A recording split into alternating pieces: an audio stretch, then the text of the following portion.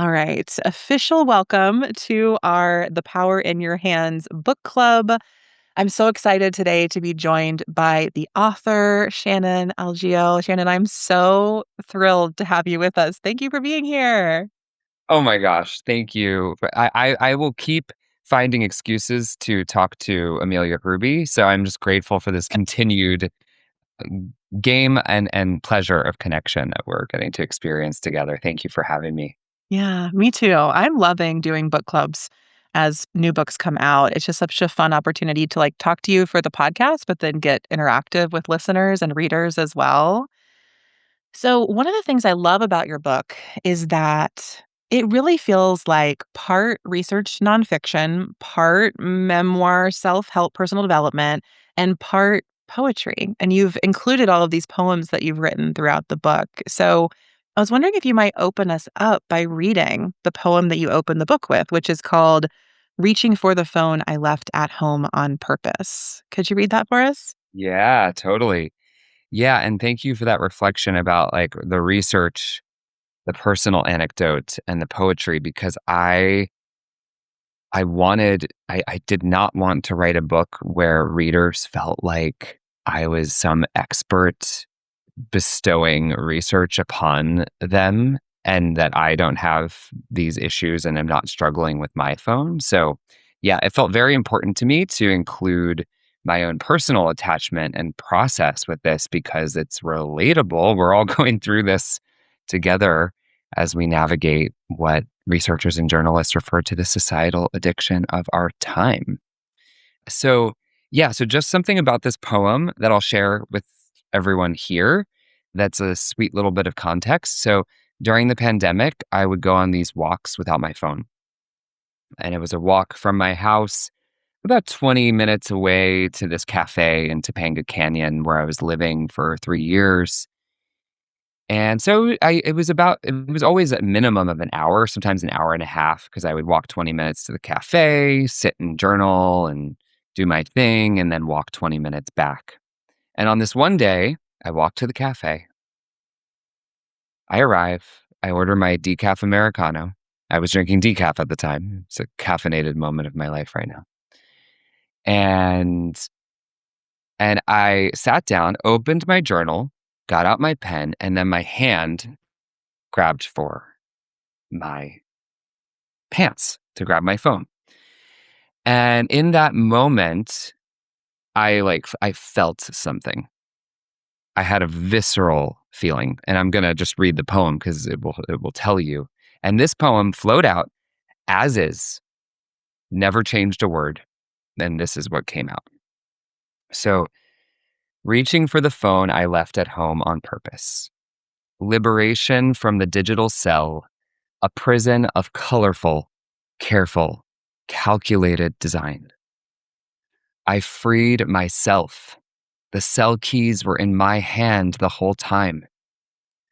But that phone sticks to my palm like Christmas coins cling to the white taped hands of the sticky bandits in Home Alone 2, Lost in New York. Who knew hitting the lottery would steal my soul and distract me from millions of moments of presence and purpose and peace? It's difficult to mourn the unlived life. Who would I be without this weapon of mass distraction? Who would I become?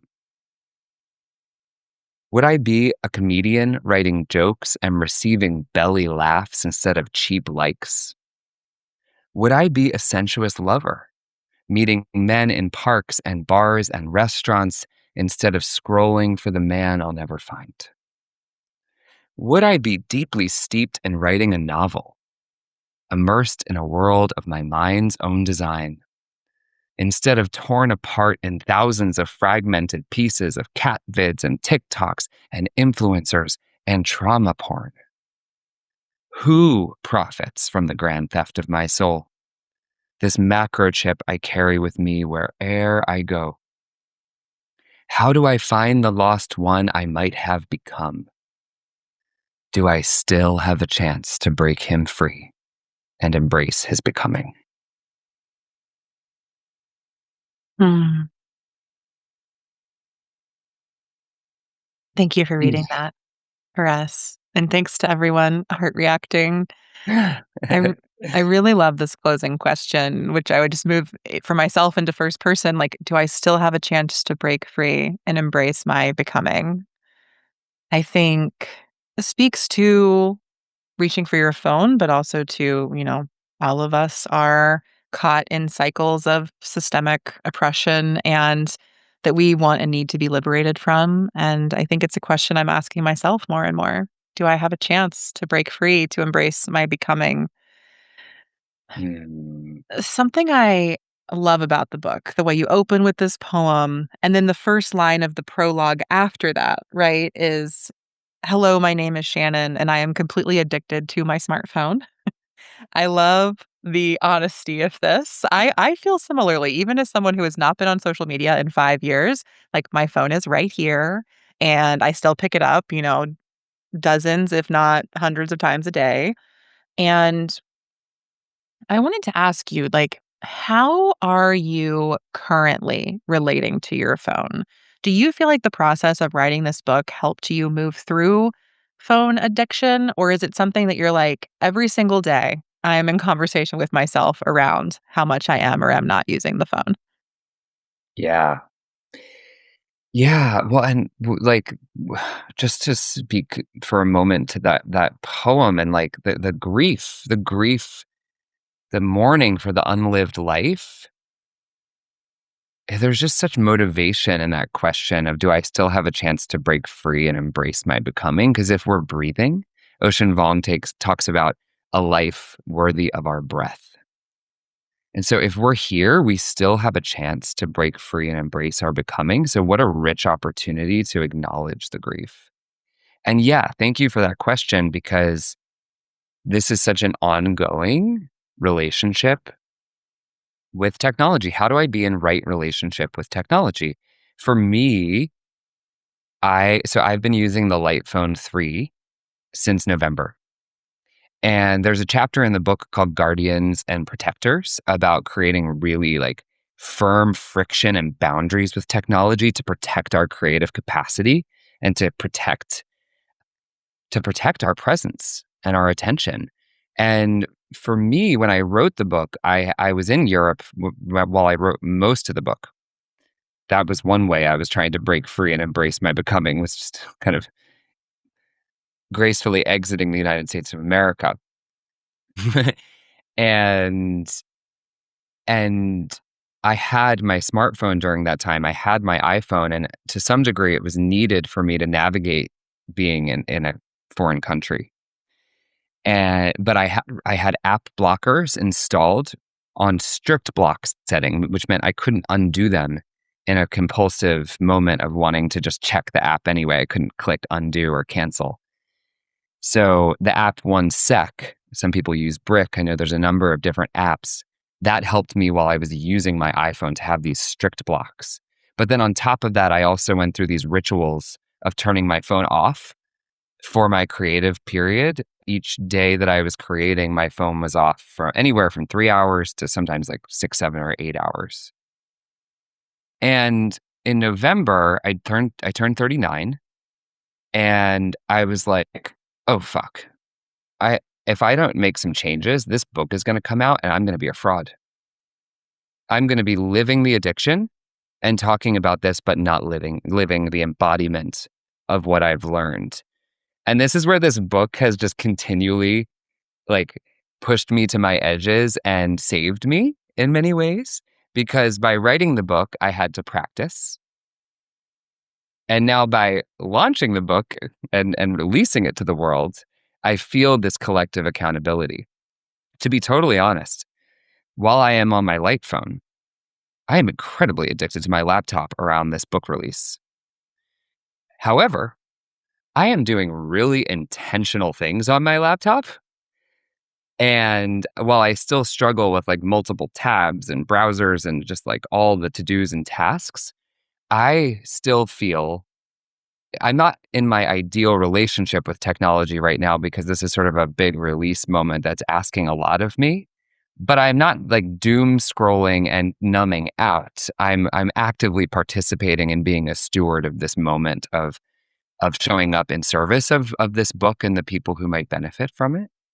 So that might sound like a highbrow excuse for some of my tech time, but I am not scrolling on my iPhone, and I do have an iPhone, full transparency. I do turn it on and I connect it to Wi-Fi like an iPad, but it is in that box under my altar, Okay, I see and it. it is face down, turned off in that box, and I only turn it on once a day, and I have something intentional to do on it when I turn it on, and I watch myself get into little moments of scrolling after, but it's a major harm reduction method because it's like an hour or less of that, Mhm. and I would like to not get in I really would love to go, like, post what I wanna post and then get back out. So Mhm. but it is interesting because I'm putting out more material now online, and I do feel that vulnerability of my attachment system that wants to be seen and wants to feel soothed because people like me and yeah, posting and ghosting. Yes, Mel. Love that reflection. I appreciate so much of what you just shared, Shannon, and I think there's so many important pieces to it. What's coming up for me is that, your core question, which you just said here, but is also in the book, is like, what is my right relationship to technology? The question is not, how do I throw my phone into the ocean and never have a phone again? The question is not, how do I never look at my laptop. It's not like, how do I live a totally offline life? Maybe that's some people's question, but it's not the question we're grappling with here. The question is, what is my right relationship to technology? And then your answers are like building in rituals, carving out space for presence without, virtual connection, without the pull of the phone. And I also think that what your answer showed, I could see you're grappling with this, but I think it was just a really honest and genuine expression of how we have different needs in different moments, right? Sometimes we can be actually very unplugged. We can put our phone away for days at a time. We can immerse ourselves in something we're doing or people that we're with. But other times, we actually can embrace the beauty of the internet and connective technologies, right? A book launch is a great moment to be very online, right? Part of what you want for this book is to be visible, is for people to read it. And at the same time, you can notice, like, oh, okay, well, doing these things feels good. Doing these things does not. Like, I can be online in service of my book without just scrolling. That feels different. So I just think there's a lot of layers of nuance to that right relationship and the way that you are creating it. And just like always checking in with, like, is this how I want to be spending my time right now? Yes. Yes. Yeah, and this is something that really comes up as I'm talking about the book more publicly and in rooms of people around this release is and I talk about this in the book as well, that unlike alcohol or some substance use addictions, technology is closer to a food addiction or what some of my friends who are in Overeaters Anonymous 12-step program meetings talk about, that you can't just give up food like you can give up alcohol. You can survive without alcohol, but you can't survive without food. And so you need to learn in relationship with other people and with support and with community the practices of being in right relationship with food. Mhm. And I think technology in this this time that we live in is closer to that. Yes, it Mhm. is possible for a human being to survive without technology. However, that gets it's a really complicated question depending on what our work is and Yeah. what Or other if you people's do you wanna go to a restaurant and see the menu? If you yeah, wanna yeah, go to yeah. a show, like, there is Yeah. this point where cell phones have become so pervasive, they've replaced paper in many instances, right? So, like, if you want to be a person in society, there is a way that you have to engage technology. I would definitely Exactly. agree. Exactly. So The next question I have for you is it's probably one of my favorite things about your book and like why you wrote it, which is that I I have seen a lot of people talk about social media or technology addiction from the addiction lens. But what I like about your book is you draw that into attachment. And it's because I think I like this because I never felt addicted to my phone. I'm not someone who's been a part of a 12-step program. The framework of addiction doesn't always land for me, but the framework of attachment felt so true and so real immediately. And I'm very on record saying I'm, like, anxiously attached to my phone. I used to be anxiously attached to social media. So, could you talk a little bit about how you figured out that your phone was a part of like, triggering some of your attachment wounds, perhaps, if we wanna use that word? Or could you explain how you think about the relationship between phones or social media and attachment? Yeah. Yeah, and addiction is such a loaded word, and in the book, I spell out, like, am I in an addictive relationship with my phone? Step 1 of 12-step programs is I acknowledge that I have a problem and my life has become I've become powerless and unmanageable in relationship to this problem, and then I ask that, I'm like, "Am I powerless? Has my life become unmanageable? Is that what's happening here?" And then I'm like, "Wait, well, sometimes actually, yeah, I do feel powerless, and it does feel some aspects of this do feel unmanageable." I love Nikki Meyer's definition of addiction. Nikki is an incredible woman, great grandmother, recovering alcoholic and substance user, and just she just talks about her recovery journey with such pride and really owns all the parts of herself that struggled with addiction. And she defines addiction as the disease of the lost self. And anytime I reach outside of myself, Nikki says, for something that can only be sourced on the inside, I'm in an addictive relationship with whatever that thing is. So reaching outside of the self, that sort of like invited me into this like disease of the lost self. That really resonated with me when I think about the fragmentation that I feel, the scatteredness that I feel after spending so much time engaging with fragmented information online, scrolling, tapping glass instead of touching grass. And then when I was in grad school and studying attachment and studying substance use disorders, I came across this article by Philip Flores, the psychologist, who defines all addictions as attachment related disorders. And I like to just say, what does disorder mean? Disorder doesn't mean there's anything wrong with us, but it means that we're suffering. It means that there's a struggle that is happening.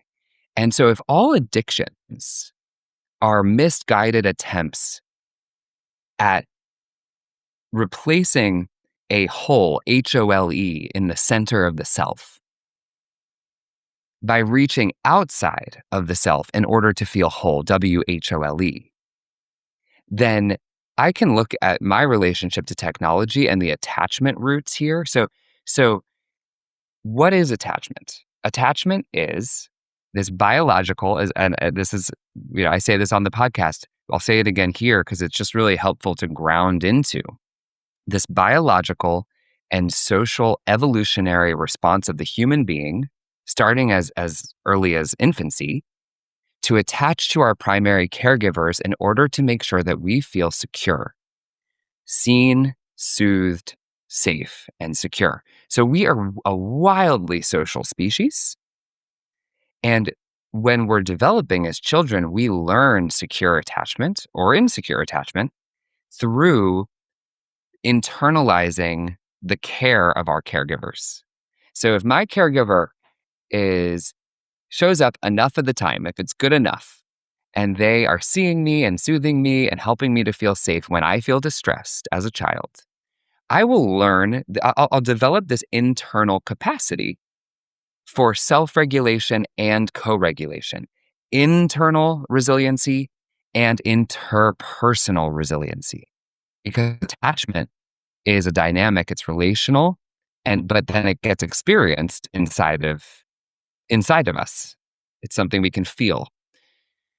So I started to wonder, wait, I'm reaching for my phone Some research shows that smartphone users reach for their phones up to 250 times a day to unlock. That our average smartphone user is spending the equivalent of 61 to 80 days per year on their phone, 2 to 3 months. So if I'm reaching my phone to make sure my bank account has enough money, to make sure that I can get my medical results, to check in on my friends, check in on my parents, to order dinner, to get the QR code, to get the plane ticket, like that phone is actually holding a lot. And then socially, when am I reaching for my phone when I could be reaching either for something inside of myself? Like I keep thinking about, am I asking AI a question I should be asking my own heart? But then also, what about asking my attachment system, which can include not just one caregiver, but a whole community of people who can offer to us soothing and safety and security and seeing. And anyway, there's so many angles here, but understanding the attachment related needs that are underneath the reaching for the phone. And then really reckoning with this question. Is that reach for that phone satiating this biological and evolutionary social need? Or is it giving this very diminished, cheap sense of quick hit dopamine satisfaction that feels kind of good enough, but we're getting breadcrumbs instead of the whole damn meal? Yeah.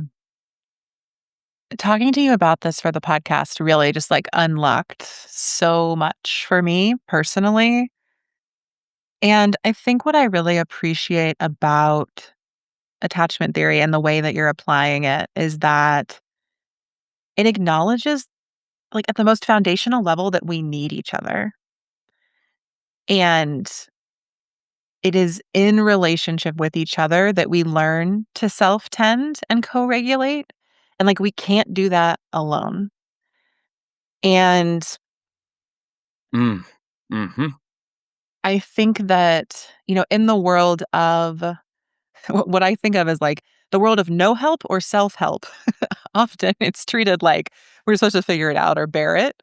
And when I really dig into attachment, I'm like, no, like I actually can't. I need other people and I have to find friends or beloveds or therapists. Often I've seen therapists talk about how part of their role is to play this, like, figure out this attachment dynamic in a safe and provider friendly way. Like, we need other people to work on attachment. And also, when we do that, though, we build our capacity to self tend. We build our capacity for self trust. We build our capacity, we expand our window of tolerance for nervous system regulation. So, like, it's extremely important work for us personally, but also we need each other to do it. And also, it helped me start seeing, like, what am I doing on my phone? Because I think before I was thinking about the attachment framework for this, I sort of treated like every time I picked up my phone as the same thing. Like, it's all Mm, bad. mm, Every reason mm, to pick up my phone, like, that's just bad. And this sort of helped me see, like, okay, none of the time, it's never bad. It's not bad that I'm picking up my phone. But am I picking up my phone because I need directions? Am I picking up my phone because I'm actually doing something? Or am I picking up my phone because of that sense of dis-ease? Because I actually have a relational need right here that I think that I've trained my brain to believe the phone can resolve, when actually, like, you know, seeing that I got likes on Instagram does not speak to that part of me and that needs to be seen in the same way that someone else seeing me does, like a real mm, person. mm. Yes. Yes. It makes me think about the question that I have learned through 12-step work. Am I seeking relief or am I seeking resolve? Mm, And when I'm seeking relief, it's like just this kind of quick scratching of the itch. I got a flea bite this winter, and when I started to scratch the itch, it started to itch way, way, way worse, and then I couldn't mm, stop scratching it. But when I seek resolve, I'm in alignment with my values, my dignity, right? Like, what is it like to engage with my presence with value, with self-respect, with dignity, with reverence, with care? Mhm. And my friend Alexa Salvaggio, I share this quote in the book. She asked this question because, there are in psychedelic work, for example, there are plenty of people who engage with all sorts of substances to check out. And there's even people who might say that they're using a substance for ceremonial purposes, but they're actually avoiding Mm. something in their lives. And there's kind of that psychedelic shadow of just kind of doing too much medicine. And so there's this question, am I engaging with this substance? It could be food, it could be a drug, it could be a psychedelic, it could be a phone, it could be a person. Mhm. Am I engaging with this to check in? Is this allowing me to embody more presence and aliveness and wholeness, WHOLE? Or am I engaging with this? Am I using it to check out? Relief or resolve, check in or check out. And maybe it's hard to see that sometimes and it's not always like so clear. But I like those questions because yeah, when I'm going on to Instagram, it's really interesting putting out more content. And I've been creating content with my friend and a video producer, Nico. And we've been really playing with how do we create together and collaborate together in a way that feels good for us. So we're making things together in the meadow at sunset and talking about nature and reading from the book. And we're like having fun instead of trying to please the algorithm. But when I post something and then I see like, oh, it only got this many likes, then I'm still reaching for that sense of being seen because I want the visibility. Right? Part of me wants the book to be uplifted and people to see the book. That's my highest vision is I want people to see this book because I genuinely believe that there's a life in it and I'm proud of it and I think it could help people. And then of course there's that part of my ego and my humanity that's like I want to be tell me I'm important. Tell me I matter. Tell me that I did a thing that's worthy of mattering like those other people. Like those Oprah celebrated people, like Glennon Doyle, like Liz Gilbert, like tell me I'm really big and important and that it's worthy. There is so that process in the shadow of my eagerness to be seen. And what I loved about this writing this book is that in the writing of it, I made my metric of success was my pride in myself when I finished each chapter and I wrote each day. And I really made a soul contract with myself. Anything else that happens with this book is icing on cake because my success already happened with this. And that's like, yeah, that's my mantra right now during this release. It's a lot easier when I'm writing in secrecy in Europe and no one knows about it.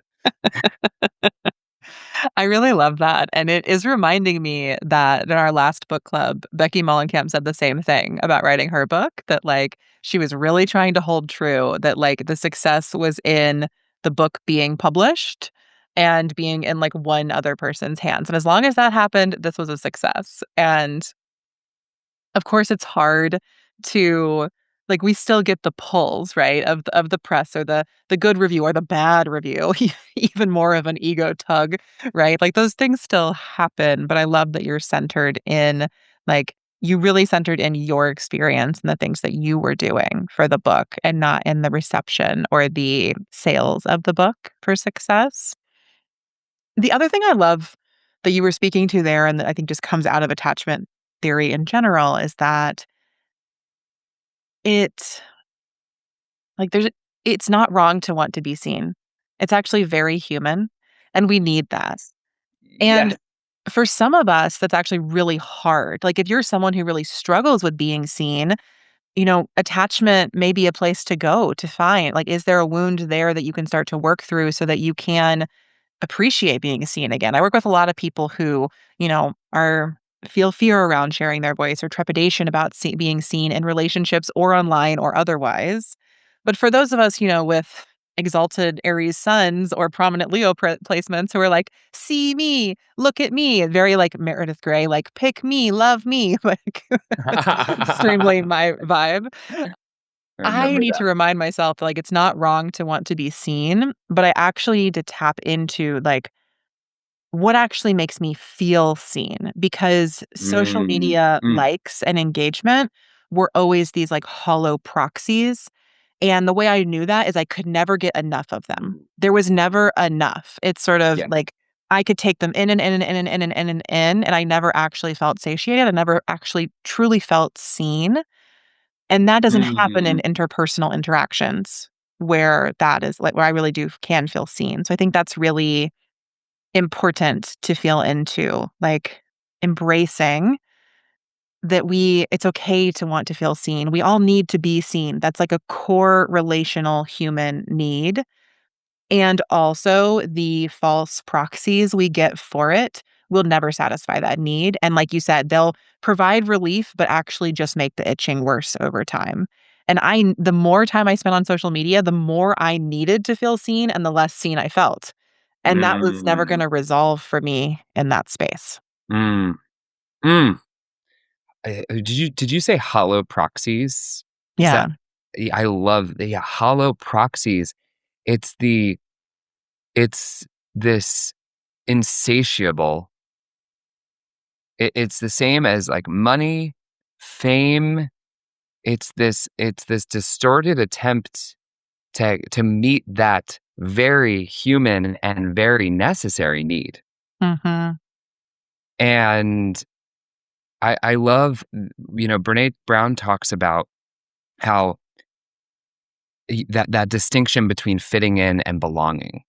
Mm. That fitting in means that I have to change who I am to be who you want me to be.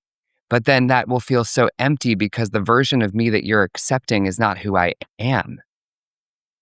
Versus belonging requires that I risk being who I am and then having that capacity to accept whether that makes you want to move closer to me or that makes you want to turn away. But belonging requires that we be who we are versus fitting in requires that we change who we are.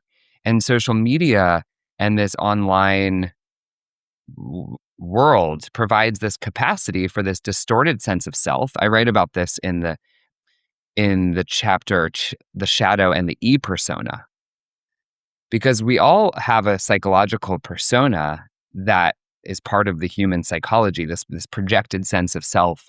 That's just a very natural, like, this is who I think people will like, and this is how I think I will get my needs met. So this is the version of Shannon that I'm going to give to you all. And then in the projection of that persona, my shadow gets exiled and I get disconnected from a part of myself.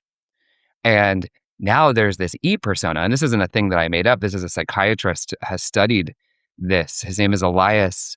I would butcher his last name if I tried to say it. It starts with an A.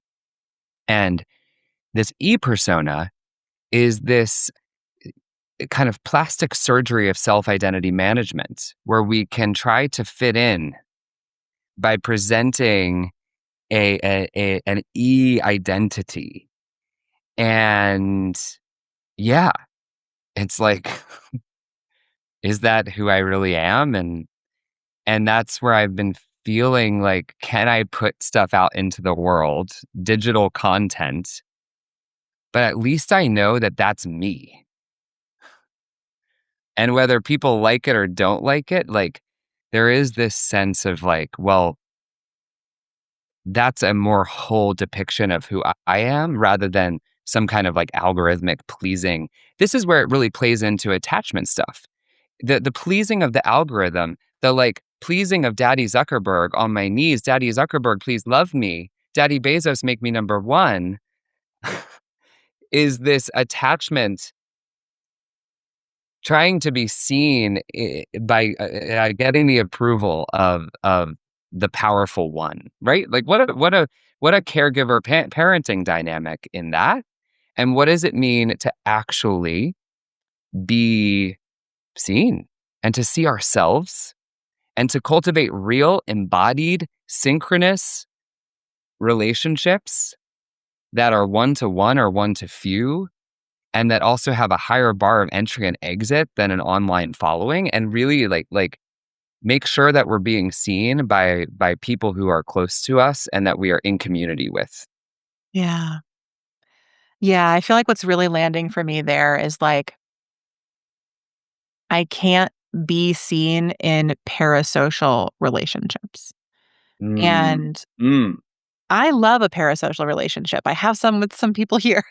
Like, I'm not bad-mouthing them. I feel like people talk about them like they're wrong, and I actually think they can be quite supportive and lovely, but that is not where my attachment needs get met, right? That is where I can find pleasure Mm. and joy and learn about new things and explore different ideas of myself. Like, so much can happen in a parasocial relationship, and social media, like, breeds those, but that's not where my attachment needs are met. That's not how I'm gonna heal my attachment wounds. It's not in that space, and I think that can be helpful to start to think through, like, "Okay, I need, like, actually social, deep, connective relationships for that." So Yes. we could keep Yeah. unpacking this forever, which, like, we did a whole hour-long podcast, we have this, but I wanna sort of transition us into a little bit of audience Q&A, and I thought a really nice way to do that might be with a practice. So your book is full of big ideas, but also, like, very pragmatic, here are things you can try if you feel addicted to your phone, here are ways to reclaim the self, to find wholeness. And one of the very simple and beautiful ones that I like in the book is called the Hands on Heart with 10 Deep Breaths. And I Mm. was wondering if you might lead us in that as a transition to our audience Q&A. Does that feel Yeah. good? Yeah, that feels great.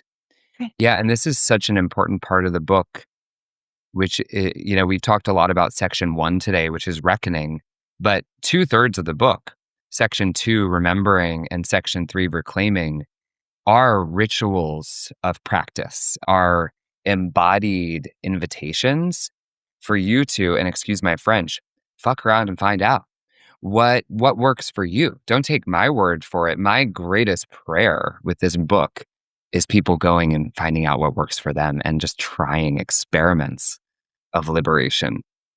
And this is one of them. This is from The Power of Presence. I got to spend a week several years ago. When I first moved to California, I did a retreat with Eckhart Tolle for 4 days, and we just practiced presence with being present in our bodies. So this practice is inspired by my 15 years of yoga teaching and yoga nidra, and also some of that work with Eckhart Tolle. And it really speaks to like the literal power in our hands. And so I just invite all of us to kind of rub our hands together and create some heat, friction in the hands. And then just kind of hold your hands in the air for a moment. And if it's comfortable for you, you can close your eyes, kind of move from the visual and the hearing and the tasting and the smelling and the touching, five senses, and just take a moment to kind of tune into the sixth sense of internal bodily awareness, the awareness of the wisdom in the body that comes through the communications of the nervous system, through sensation.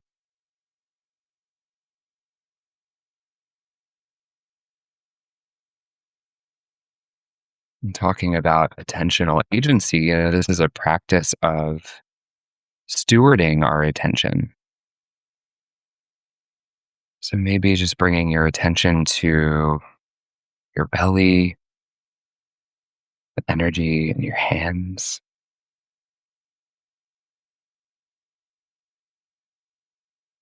And let's all actually, if it feels comfortable for you, bring the attention to the navel center and take 3 breaths, stewarding, attending to the sensations that you feel or don't feel in the belly, in the navel.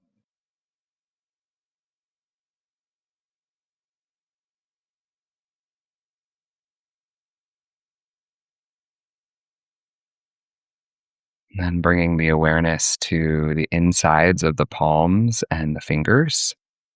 Notice if you can feel the aliveness in your hands, the cells, the neural pathways,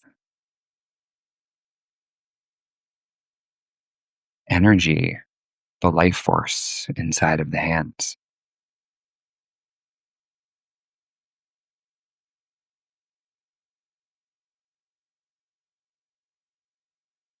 And then just notice which hand you'd like to place onto your heart first, and then you can place your second hand on top of that one. And I love thinking of the arms as extensions of the heart. And the arms and the hands are these facilitators of care, of reciprocity, of giving and receiving, of tending, making, releasing, loving, holding. And we'll just take 10 breaths here into the heart space and just imagine giving and gifting yourself this quality of self care, self regulation, maybe feeling some co regulation with any plants in your room or this community here gathered today. We'll just take 10 breaths of presence, bringing the awareness to the heart space, into the power in your hands and in your human heart, this muscle of human intelligence.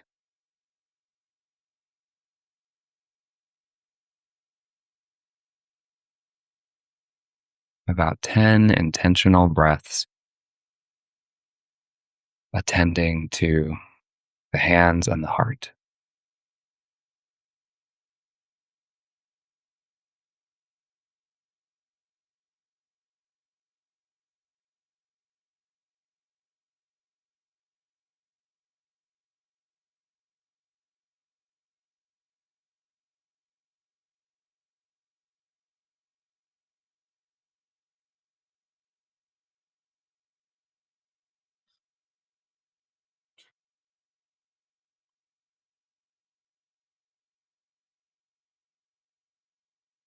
And then when you're ready,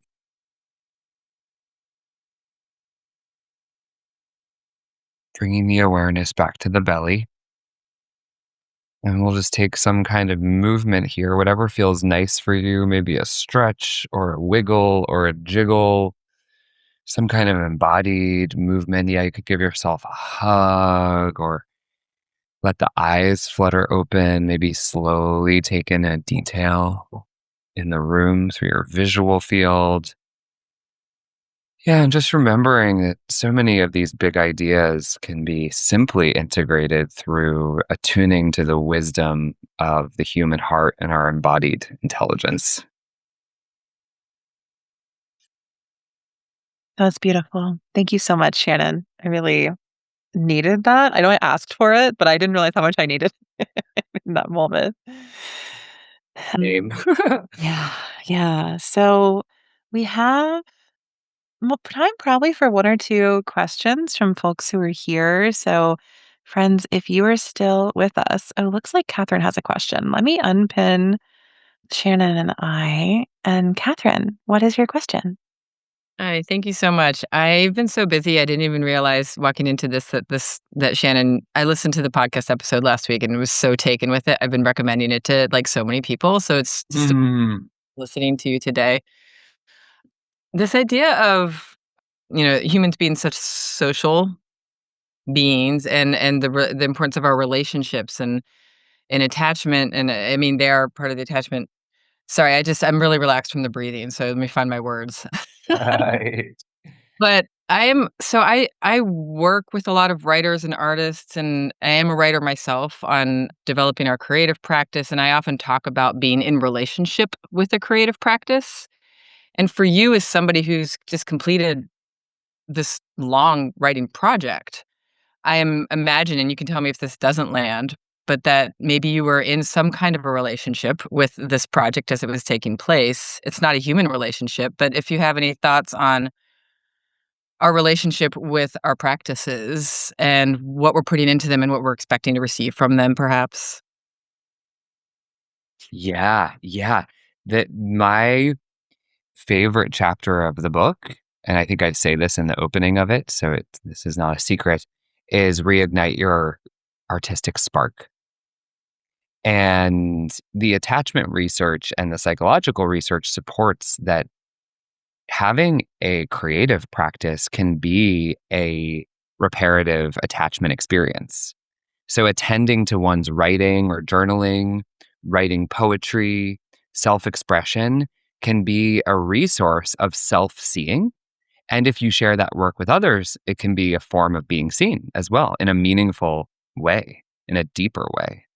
And so, that's the essence of the power in your hands is what are we attending to and what calls us forward? We can't just get off our phones. We neuroscience shows that if we want to change a neural pathway, we have to replace the pattern that we're wanting to replace. We have to first interrupt the pattern. So that's this noticing, okay, I'm on my phone. Then we have to replace it with something else. And so in the book, it's like, yeah, it's like, how do we find worthy replacements? Cal Newport talks about this in Digital Minimalism. What do I want to be attending to? Like, what could these hands be shaping and guiding and stewarding and loving? And so much human power in here. If I'm spending 2 to 3 months, what could I be doing with these hands in a very literal sense?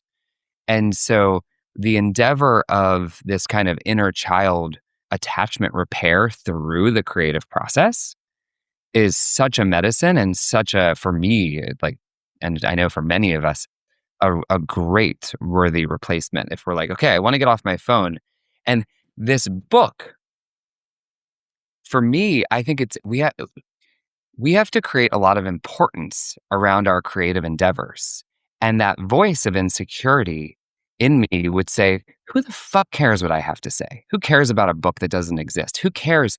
So I had to create a lot of importance around this project. That's why it was helpful for me to have a publisher because it was this accountability outside of myself. I think you could also do that with just, hiring an editor if you have that availability or whatever your creative project is. But relational accountability, for me, being seen through my process is essential to me remembering that it matters. And that's the vulnerability of being an artist is this like potential to think that our work doesn't matter. So how do we remember the power in our hands through making our creative projects really important, not just for the world, but for our own becoming? I don't know if that like speaks to your question, Catherine, but it's a great one. That's great. This is something I could talk about all day. So I loved your response. Thank you. Yeah, I love that there's research on how creative practice can yield self-seeing, which can heal attachment. That feels really important I emphasized earlier that, like, we need each other to heal, but also there's not always someone available to be the person who can help you in these moments or who you can work through this with, and knowing that there are creative ways we can self-tend is really heartening. So, I love it. Yeah. Does anyone else Yeah. have a question they wanna ask? We can take one more before we wrap up if anyone has something.